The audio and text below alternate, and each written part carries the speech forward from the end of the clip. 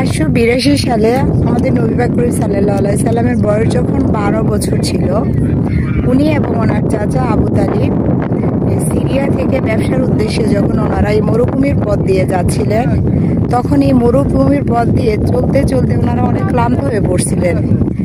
তখন ওনার একটু বিশ্রামের দরকার ছিল। বিশ্রাম নেওয়ার জন্য উনি দূরে একটি মরা গাছ দেখতে পান।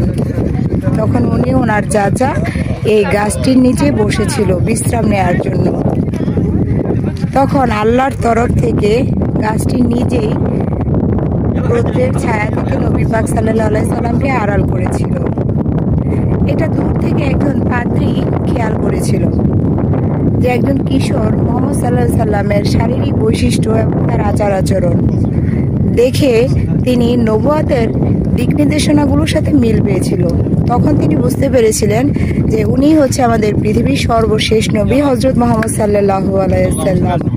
এই হচ্ছে সেই গাছ যাকে আমরা বলে থাকি জর্ডানের সাহাবী গাছ।